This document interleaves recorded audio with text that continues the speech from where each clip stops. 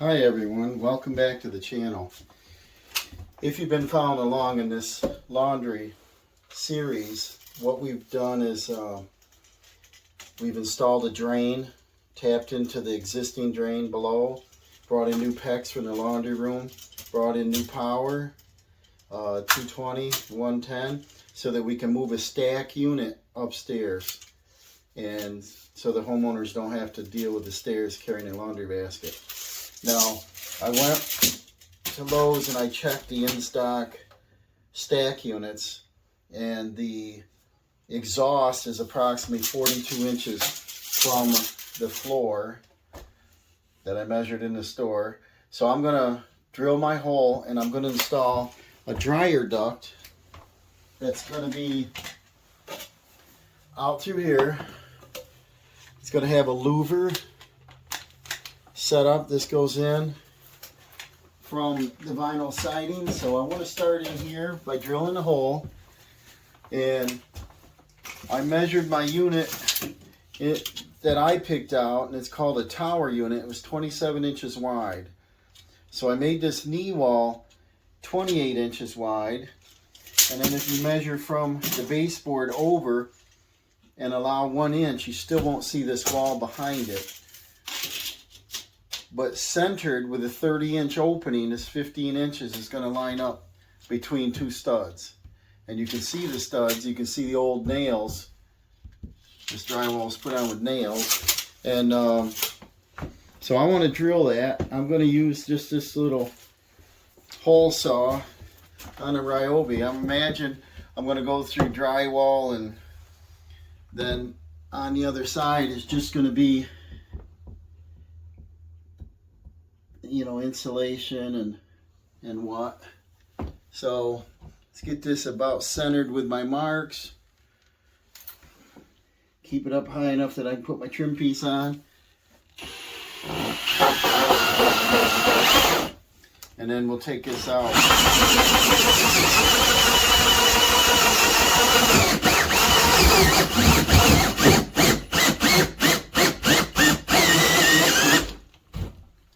And then see if they are behind here.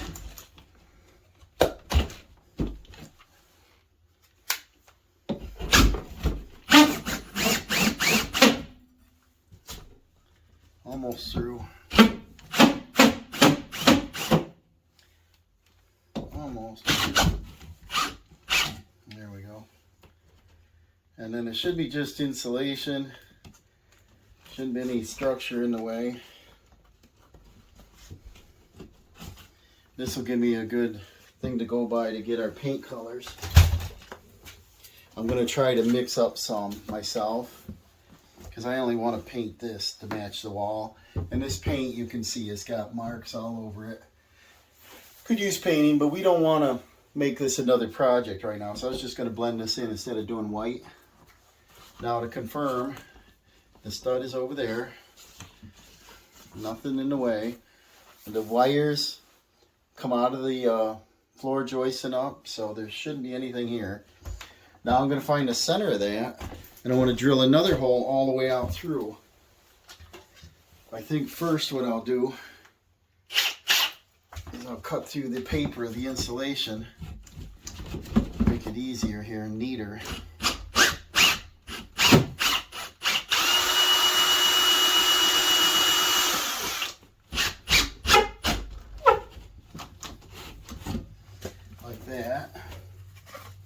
And that makes it neater for weatherization purposes.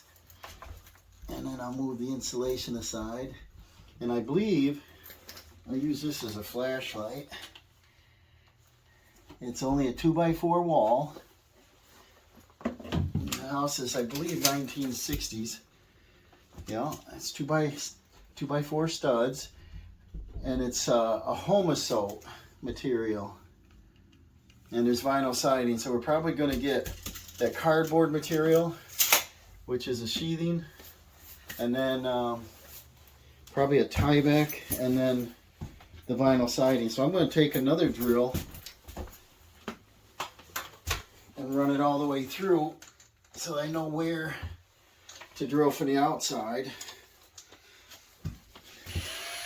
once I find the center, I can take some vinyl and remove it. So I'm going to eyeball it.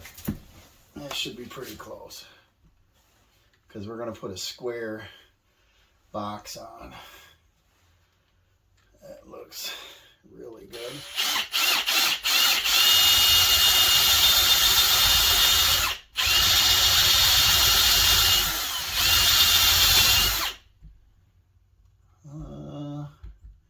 I'm almost through that Homosoap material. Okay, I feel vinyl. Let's make a little hole in it.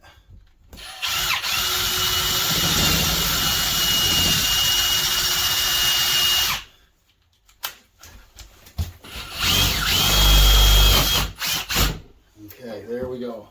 So now, let's go on the outside and work. And what we're going to do is remove a little vinyl and put that J-block in. Now you can see my mark out through here, but the vinyl's brittle and it cracked. So I don't know if I can get my hole saw to set back in there and finish drilling that. That's just going to give me an access hole.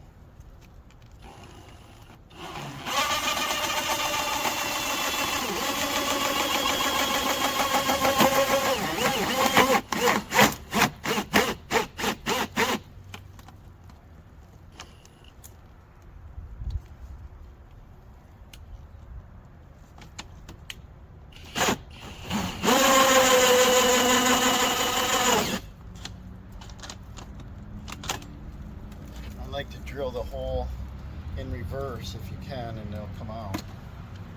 So now, all right, we've got vinyl siding, Tyvek, and a 1/2-inch Homosoap. The hole lines up nice and straight. I've snapped our pipe on, and if I want to just caulk it and have it look like crap, I could go ahead and put it in just like this. But I want the J-block so that it looks nice. So we got to remove material and try not to crack this and get this to sit in there. So I'm going to get probably some snips and things, maybe the oscillating tool to clean that out. I'm going to set it back up there. We need about a 5.5 square. So I'll put a couple pencil marks where I'd like to trim it. They won't be real visible. There we go. And I'll do a little vertical.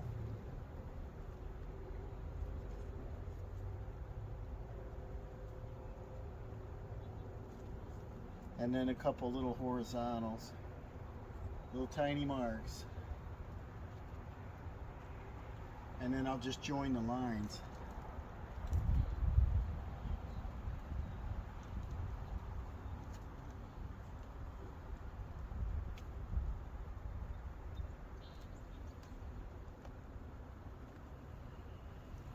And then I'll get cutting this. Get a straight edge and I'll mark that out. Alright, I got a 5.5 square marked out. And this siding is about 20 years old and it's brittle to look at. So I think I'll use the oscillating tool, and then I'll use my zip tool to finish it out. Hopefully this will work without cracking, because I don't think they have any more.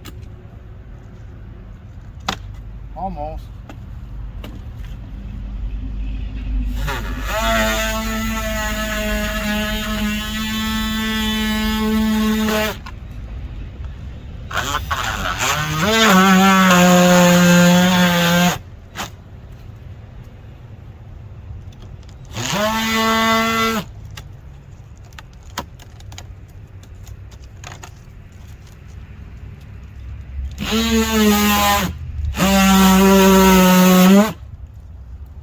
we go.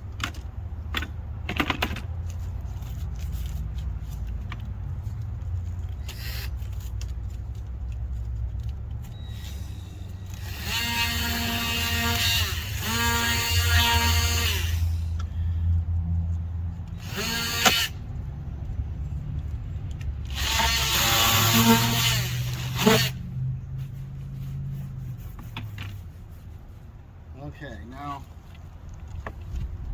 if I can get this unsnapped enough, would be great. It's not quite straight right here.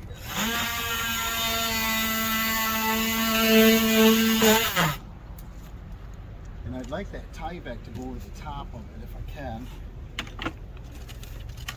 So I got a little sighting tool here. It'll grip it.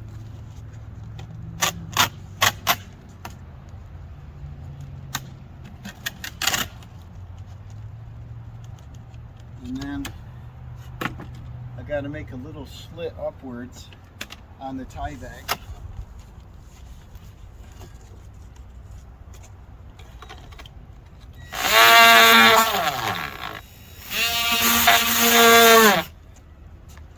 Both directions here.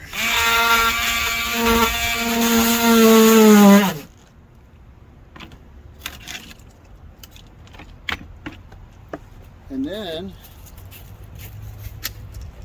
we'll try putting this in there. Wish me luck, right?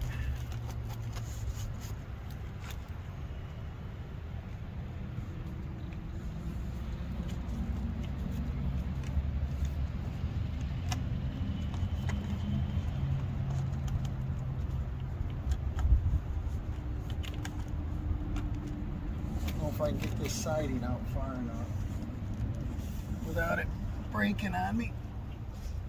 Ugh.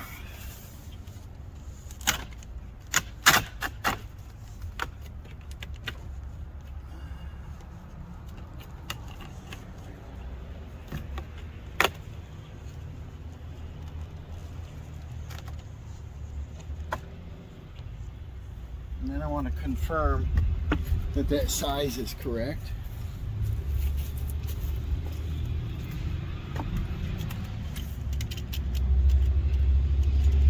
Goes in 1 inch. 1 inch. So ideally, if I could take this panel out, it would be much better, so I can fit it. I'm just so afraid of taking more siding off once it's 20 years old. It's pretty brittle.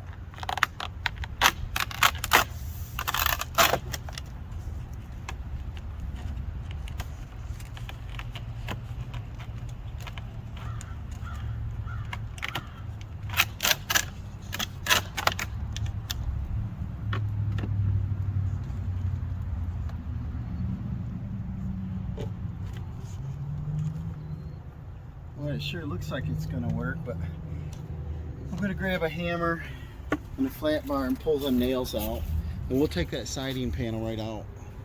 Well, the camera shut off for some reason, but I got the siding in around the J, got that in, and then now I'm going to finish snapping in the top using this little zip tool. Hope it stays on this time.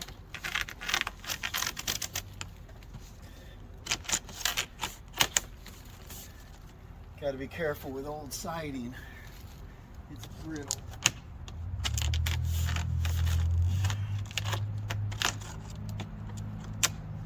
Yeah, I'll start on that edge. So it looks pretty good. That should function really nice. And you don't see hardware and screws and things, you know.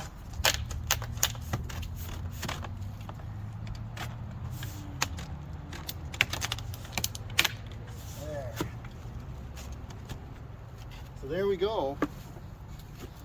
It's not too bad looking, is it? If I do say so myself. See that? Looks good. Here's our dryer duct for the inside. Looks pretty good. I'm going to put insulation and a cap over that for now until I get the unit. And let's cut a sheet of plywood and put over this opening. Okay, I cut a sheet of ply. I'm going to line up the nicer looking edge. Probably this way. And then this is a factory straight edge.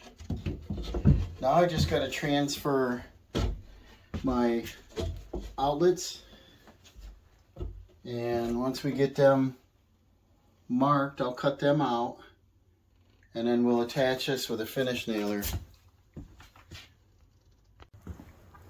Alright, I measured and marked on the back side so that when I cut with a circular saw it doesn't tear the front.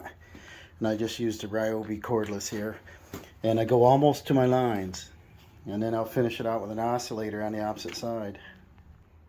So here it is, the other side. You see, I can just join my corners now, and that should work out pretty good. Well, that lined up pretty nice. So I got that nailed on. Now I'm going to do the base, finish that up, and then I got a side and a top cap I want to put on there to dress this off a little bit. Alright, I just put this pre-primed board on the end, and that's looking pretty good. This is what the trim will look like. Put that on there like that. So that'll look pretty nice. I don't want it in yet. I gotta paint. I'm gonna not even put my outlet covers on yet. I got a little caulk to do and paint. And then down here at the base, I gotta do some molding. And I'm gonna put the baseboard on around the ranch. Alright, I just got sick of walking outside cutting my parts, so I cut them in here. But I cut the old ranch, and that'll work like that. And then I had one little piece left over. I'll do there. But I ran out because this is larger than it used to be. So I had a piece of this colonial casing sitting around, and all I did is took a sander and rounded it off so that it matches the same profile. So that's pretty cool, right? Let's see how it fits. And then while I'm here, there's a stud. Let's see. Yeah, I can see the nail. That looks all right. And then that's not bad. That's good enough. Alright, so we'll nail this thing on, and then we'll move on to the next step.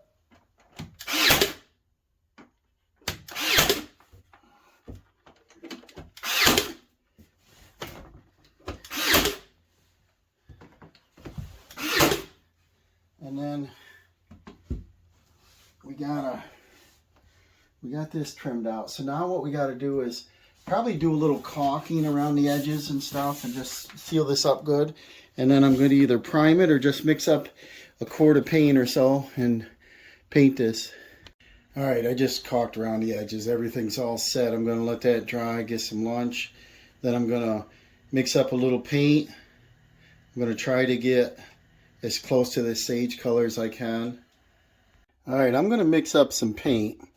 And the color I want to get is that sage, which is, I don't know if you call it sage, but it's about a light green.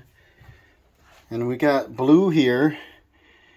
Doesn't look too great. We got some yellow. So I'm going to mix them together. I got a stir on a drill. Going to get these all mixed up nice. And I'm going to use more blue than yellow by the looks. About 25 square feet in there to paint. I'm probably going to do 2 coats. So I probably want about a heavy quart. So I've got a coffee container here. That's my blue mixed up. Looks pretty good. I'm going to use more blue than yellow. Put it together and stir it. Well, after a couple minutes of mixing, it's similar. It's going to dry a little darker, so I'm going to leave it at that. Well, there's the first coat. I got to get the white out and do the base now. It's probably a little bit bluer. It's going to change a little bit as it dries. I think it's going to be close. Well, I just put a rag in the dryer duct. This is all set when they get ready to buy the unit. And they're thinking on using a tower where the dryer is connected to the washing machine. It's all one unit. And they're almost the same money as buying separate and buying the kit to stack them. And not only that, is if you're a shorter person, the controls on the dryer are way up here, like a 78 to 80 inches, somewhere right in there. And you know, you got to look, even for me, it'd be hard to see the controls. A lot of them are folded over, you know, so they're on an angle this way. So you're up here like this, and the tower unit, they're going to be right here in the center. So she should be able to reach that just fine. We've got our 220 power up here. We've got our 110. We've got all PEX. We got shut-off valves down below. I got my caps with washers so they can't turn it on. We've got a air admittance valve for vent. That way we didn't have to do a knee wall or a full wall all the way up, go through the attic, go out the roof, be like quite a bit more. We didn't damage anything down here. I made some trim. I put plywood on there. I put trim pieces around the side. I'm pretty happy with it. The only thing I have to finish up is I got to put the ceiling tiles back in the basement. I got to clean up, and I'm out of here. And remember to like and subscribe, and hit that notification bell so you can see some upcoming videos. I'm hoping I'm going to be busy this season and bring more content to you. So thanks again for watching. We'll see you on the next one.